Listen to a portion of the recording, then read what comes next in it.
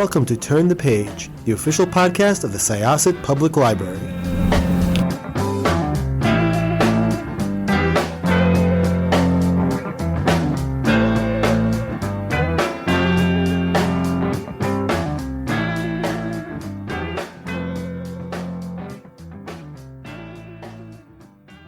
Welcome to Syosset Library's Turn the Page podcast. I am your host, Jessikah, and I am here with the author of Servant of Earth, Sarah Hawley. This is actually a very different book than your other books, I have to say, yes. Which is not a bad thing. It was just very funny because when this book came across my radar, I was like, oh yeah, one of my coworkers was reading one of your previous books, the rom-com books, and I'm like, yeah, she loved it. And then I started reading this. I'm like, oh, this is a different vibe. But that's not a bad thing. That's not to say bad vibe. I quite like the vibe. So yeah, let's get right into it. Welcome to Turn the Page. Tell us about Servant of Earth. Yeah, so thank you for having me.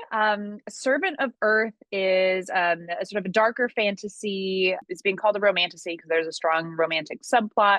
And it's about a plucky human woman who is forced into servitude in this cruel underground Fae court. And she has to help her new mistress undertake 6 deadly trials to earn immortality. And along the way, she finds out there's a rebellion brewing underground. There's like a sexy fire prince. And she's sort of lots of intrigue and magic and monsters as she tries to fight for survival. It was a lot of fun, and it does have a strong romantic subplot. But one thing I really appreciated was it wasn't the main focus. It was part of the intrigue as a whole.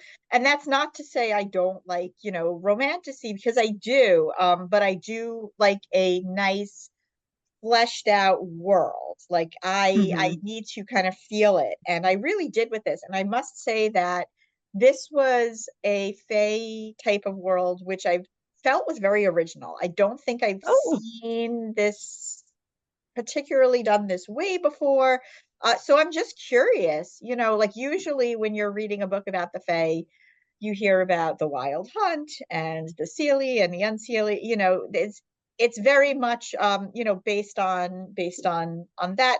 This was very, very different. And I am very curious where you got the idea for the houses, and also like where the king came from, because he's really evil, like super. He's a really bad guy. He's a really bad guy, like really, really bad.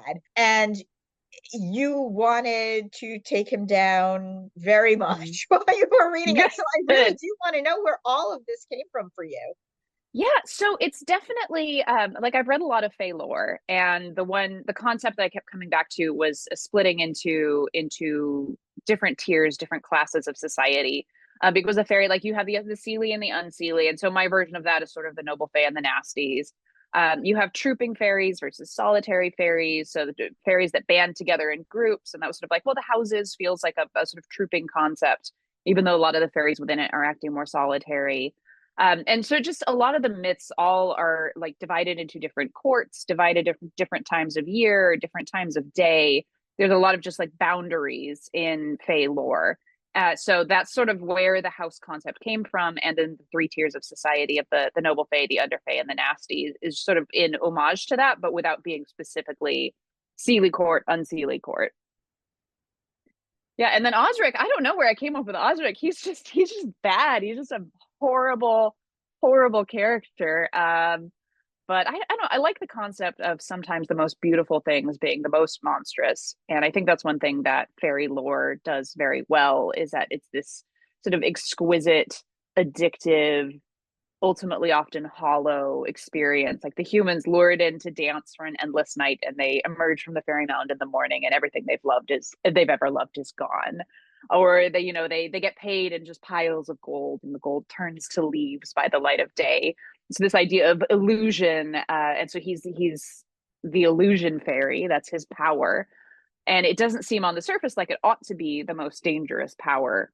But I sort of wanted this person who is so beautiful and who deals in altering people's perception of reality, showing what a horrible person that could be. And to me, that just encapsulates the darkest part of Fae lore is the beauty mixed with the monstrousness.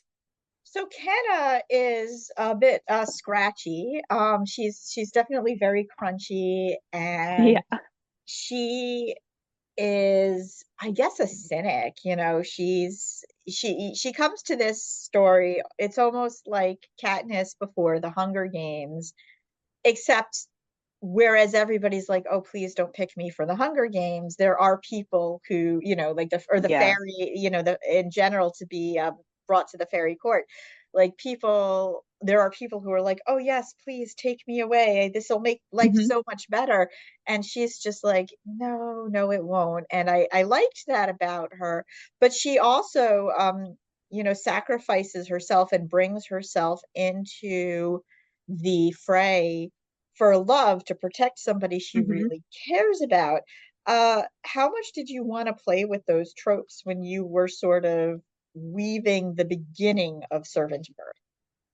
Yeah, one thing I really like about Kenna is that she's not the chosen one at all. In fact, she is explicitly not chosen, and she ends up choosing herself. And that's very important to me for her character, because she is a character who's thrown into this nightmare and a position where she ought to be powerless and is kind of powerless. And Kenna's entire thing is finding tiny scraps of power wherever she can in the corners of this life.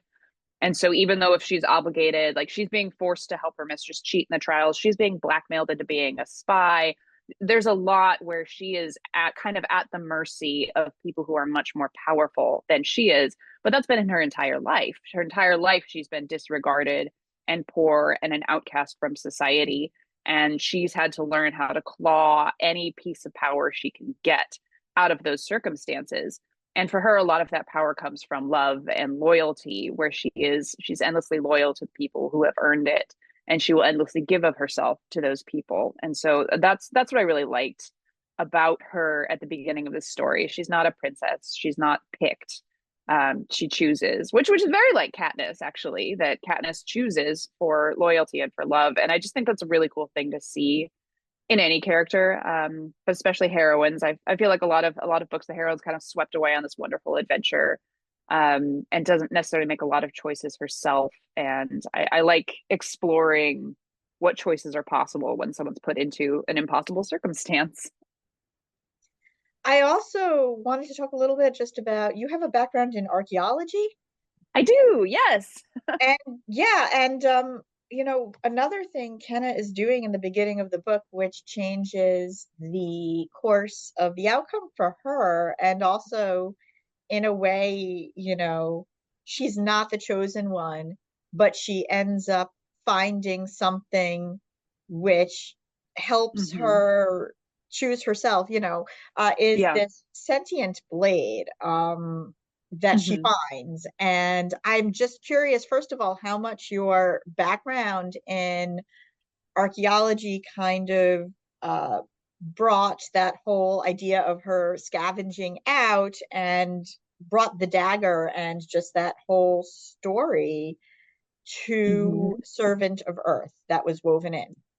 Yeah, so the archaeology background, definitely I had her collecting things from the bog as an homage to that, because it's been an important part of my life. I'm not working as an archaeologist anymore, but I have really really fond memories of it. And I love the idea of just being in conversation with the past and with mythology and with stories that are being told. That's something with woven throughout the book, not just with Ken and her artifacts, but also the Fae, like the Fae telling the stories of how their magic became separated, or what is the origin. Like they worship these shards of magic, and what is the origin of the shards, and the idea that no one really knows, and it's all this accumulation of stories that they have told. And a lot of society's worst elements are because of stories that have been told. And everyone's like, well, that's just the way it is and the way it's always been. And that's the way it's going to be, because we're in conversation with the past at all times. So the Fae are very stuck in their ways because of that. Whereas Kenna she's collecting and she likes to imagine the stories, but I don't think she's bound by them the same way. And she's a little more skeptical of them, because everyone who thinks in her human village, everyone who thinks the Fae are benevolent and wonderful and gonna sweep them away, Kenna's like, well, yeah, well, like I've fished up some pieces of corpses from the bog. And that was specifically, like, bog bodies are so interesting in archaeology. They preserve organic matter incredibly well. So you get textiles, you get much better preserved corpses than you would have gotten otherwise because of the acidity of the bog, because of the lack of oxygen. So it's very realistic that she might scoop up a hand or something like that. And so the bog is this, not just like it's a physical barrier between the human land and the fairy land, but it's also this repository for the past. And there's little pieces of the past she scoops up. Like there's just this, she scoops up a doll before she scoops up the dagger, and that doll is actually has its own story for how it got there that you do discover later on. So I just love, I love the idea of all of them being in conversation with the past at all times, and all of them telling stories about who they are and where they're from and what objects mean. And it just, I think the archaeology background really makes me think about how people interface with the world, not just like what they're wearing, what they're eating, like the different traditions, and then also how they themselves see the past, because that's kind of the whole thing. You also have a really great cast of characters, and just kind of rotating loyalties. So Kenna, she goes in to help her friend Anya, who in a way, like, I wouldn't necessarily say Anya's necessarily a true believer, but she's definitely more of the princess type who, like Yeah. she's she's very beautiful, and she's like, you know what, if my best hope is to be taken away by somebody rich and marry them, like, Mm-hmm. cool, that's fine. And Kenna's obviously more skeptical about that. But then there's also Lara, who is her Mm-hmm. mistress, and she is a Mm-hmm. fairy princess, but she's the princess of Earth House, which doesn't seem to get as much respect as other, Mm-hmm. the other houses, which have a little bit more of a show. And by the way, I really like Void House was like that was very different than, again, I was expecting it to all be like, what is it, like Avatar, like Earth, Wind, Yeah. Fire, Yeah. Air. Yeah. Yeah. Yeah, long ago, we all of us who've watched Avatar know the story. But this was very, it was very different, just the types of magic that was used. But Lara Mm-hmm. is the princess of Earth House, and nobody really expects her to survive these trials, and having somebody like Kenna at her side definitely helps. But she also goes through a really good character arc. Who are some of your favorite side characters as well, who you felt had maybe main character energy? Main character energy. Definitely Lara. I like her a lot because like none of the characters are perfect, and no one is exactly what they seem to be on first glance. So Lara is this very spoiled, very beautiful princess, and she's actually hiding a lot of insecurities. She's hiding a much sweeter heart than she'll ever let on, because it's dangerous to be a soft, kind person in the Fae court. That's how you get killed. That's how you lose things you love, is by people finding out what you love. So to me, I loved peeling back her layers of this sort of prickly, spoiled person and seeing the softer heart in the middle. So I love her a lot. Main character energy. Obviously, I really like Callan. Callan is the spy master assassin type. He serves the king, the evil king, which one would think also makes Callan evil, but he's a lot more complex than he seems, even though the first thing Kenna sees him do is murder someone, and he's murdered a lot of people. But as I love getting to sort of peel back his layers to like a little bit at a time, and you start to see like, how did this person get to this position? What does this person believe? And a lot of that is going to be brought out more in book two, figuring out, who these people really are, and getting to the more vulnerable heart of a lot of them. And then obviously I like Drustin too, the Fire Prince. Like I would say those four are sort of the heart of the book in different ways. And Kenna's journey is the first and foremost. So it's all about all of them interfacing in different ways. But Drustin being, the magnetic, sexy prince, like the impossible love story, all of this, and finding out like he's also complicated, and he's got complicated motivations, and he makes some interesting choices that I can't talk about for people who have not read the book. But Dresden is not afraid to make some pretty difficult and monstrous choices, and I think that's what both him and Callan are making different monstrous choices for sometimes the same reasons, sometimes different reasons. And I like that. I like nuanced characters. I like morally gray characters, and I like the argument of, is any of what they have done justified, and where are the lines, and are there lines in a court this awful, where with a king that cruel, does right and wrong kind of morph down there, and what is a greater good, and what is your greater good? Because Kirkenna, it's a lot of it is love, and love of specific people. She's very loyal to that, but then you get someone with a grand dream and willing to sacrifice others for the sake of that grand dream. So I don't know. I like all of them. I feel like all of those side characters have, to me, they're interesting, just the way that they navigate their own sense of right and wrong, and what their goals are. So before we go, because I want to ask, so who are, because you did write a very good villain, who are some of your favorite fictional villains in any kind of media? Not just books, but books are good, but across media. Like if you were to give a list, who are some of your favorites? Oh, I love villains. I love villains, especially when they're kind of right about things. So obviously I like Magneto as a villain who's like a little bit right, but also kind of wrong a lot. Bad about the way that he's going about it, but I think Yeah. like the thing that's so compelling about Magneto is that you understand where he's coming from and why he became so twisted. And I think that that's like, definitely something that is interesting. Yeah, that's what I want. I want my villains to be interesting. I think the most terrifying villain would, for me personally, would be the Borg in Star Trek. I'm a big Trekkie, grew up watching it, all of that, and I think the Borg are absolutely terrifying because it represents the loss of everything that makes you you, and it just being absorbed into the collective. So I think that's one of the best villains ever in any media. And you're nodding like you're a Trekkie too.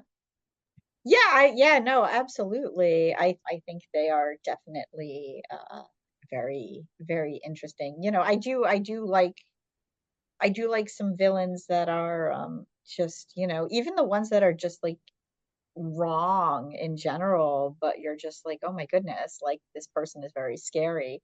But yeah, no, the Borg, because it is also just like mechanized, the mechanization and the giving up of, even though it spans universes, humanity. So that Mm-hmm. is, yeah. And I mean, Mm-hmm. and I'm using my background with the Skeksis from the Dark Crystal, which I find very interesting as well, Mm-hmm. because in a way they almost split themselves from their humanity so they could reap resources. And it's like it's very interesting when also Jim Henson's like original take on them. They're almost like they're so like hedonistic, like they're having like Mm-hmm. these balls where they're like killing, like gelflings and podlings, and you're just like, oh my goodness, like this is, this is pretty dark. But as most media in the 80s was, 70s and 80s, Uh-huh. you know, uh, is this for kids? I don't know. I don't know. Yeah, exactly. But yeah, you did a really good job of creating a really horrible villain where you're just like, Yeah, yikes, that yikes, one's got no you nuance. are He's just right. bad. Yeah. But there's something about the villains that you love to hate, or that just upset you so viscerally that you're like, I just want you to die. Like Joffrey in Game of Thrones, where it's like, nope, I despise you. I hate everything you stand for. You horrible, horrible thing. So like my favorite villains tend to be of the nuanced part where you're like, I can see where you're coming from. And they always have the best aesthetic. Like I think the heroes need to wear black a little more often. I think heroes need capes. Like the Jedi are absolutely losing the fashion war in Star Wars. And I'm like, maybe people would like the Jedi better if you dressed a little more sexy. I don't know. So But if we want to go Jedi, I think like one of the things that I find very interesting, and I know there's a lot of, we're veering off completely, but it is like, there is a lot of politics yeah. in Servant of Earth. And just to kind of go back to, another thing I really loved about it was that there was politics and there was sort of a gray area where, you know, it's like, this is what we're working for. And it's like, but are we really all working for it for the same reason? And one thing about the Jedi, you know, and that I found very interesting in the prequels and also, Uh-huh. but especially like the Clone Wars series that they Hmm. had for a while, is that there is a lot of nuance in this feeling of righteousness, and it almost Hmm. blinds you when you Hmm. think that you are the only moral, you know, you're the only moral compass. Like, you know, we follow this particular way, and we can't change any of this practice. And then lo and behold, the inability to see why things need to change is what pushes things in the direction of the prophecy you don't want to happen. And I find that very Yeah. interesting too. Yeah, and I think there's elements of that with both Earth House and Lighthouse. So Earth House has been committed to neutrality, and they think neutrality is ethical, and they think it's the only right choice is to be, you know, the we don't take sides, we're just the watchers of history. And then you say, well, history got really monstrous and you didn't do anything. And then you have someone like Princess Oriana of who leads Earth House, and she thinks she's keeping her house safe by never getting involved in the outside politics. And maybe she's right, but she's also like, everyone is contributing to this system continuing And in it's some way. contributing to like how people see Laura and Selwyn, you Hmm. know, Yeah. kids. I mean, that's the Yeah. other thing, is saying, I'm going to step back and yeah, this is going to keep people safe. It's really not, because Yeah. it is also affecting just I mean, not that he is biased, is not in one way or the other, but it's, you know, making the trials, you know, that are given, and making how the king views the heirs of our house Hmm. at a disadvantage, because it's like, no, we're gonna make it even worse for you, because you won't say one way or the other. And it is kind of like Yeah. a bystander direction, because you do have some power, but it is scary to take a side sometimes. And I do understand where she would be coming from with that, but on the other Hmm. hand, is it really the best? Yeah. Yeah. And then Lighthouse, which I know a lot of the bad characters are from Lighthouse, but there's gonna be some good characters too. Like I don't want any house to be just one thing. They're not all evil, they're not all good. They all have different um flaws and things. So Lighthouse is very much like they see themselves as the dispensers of justice and the arbiters of right and wrong. But and they think that's their moral calling, is to be, you know, cast a light in darkness, and they're the jailers, they're the executioners of the world. And they're very self-righteous about it. But the problem is with enforcing right and wrong, when you decide what right and wrong is, it allows corrupt rulers, like the prince in this one, to basically, it's hiding their own agenda behind what they think their obligation is, which is what Oriana is doing too, which Justin is doing too. They all have personal goals that they are cloaking in, well, I'm doing the right thing. They all think they're doing the right thing. And I think that's interesting when all these people who think they're doing the right thing end up in conflict, and none of them are entirely right. Um, and most of them aren't entirely wrong. I think Osric is entirely wrong about everything. But other than him, they're all a bit more nuanced. How do you get your names also? Like, how do you, Oh, because the worst fantasy part. names are so, yeah, fantasy names seem so difficult to pick. Awful. Um, it's a mix of it's a lot of baby name sites. Some of them just pop into my head. Like I think Kenna just popped in there and I was like, okay, her name is Kenna. It's baby name sites, it's things from books that stood out, historical legends, but then it also has to be something, as I've learned, that you can pronounce easily out loud as the author.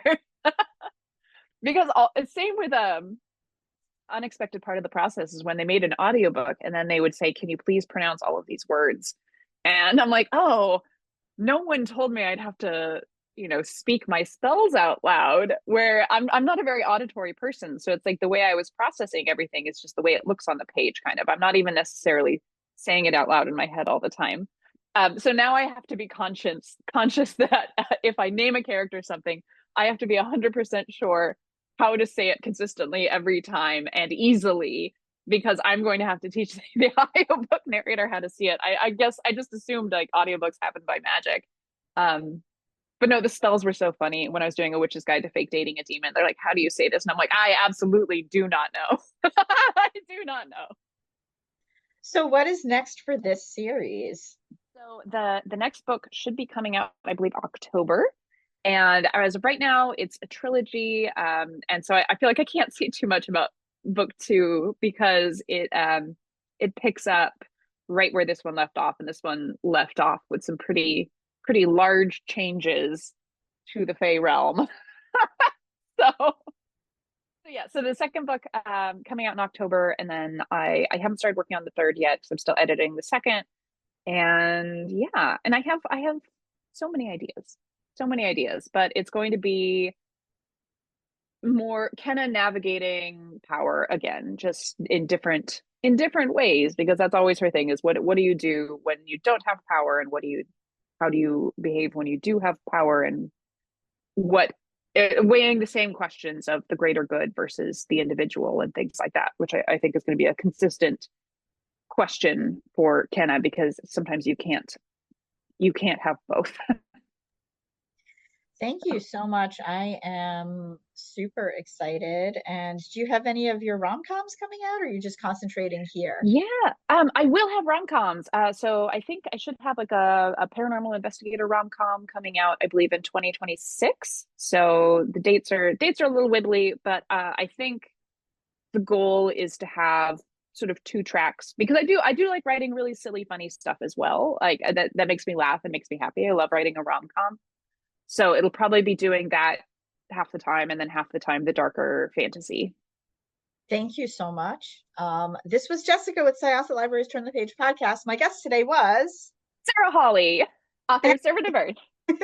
We are going to close this chapter of Turn the Page. It's time to close this chapter of Turn the Page. Join us for the next episode.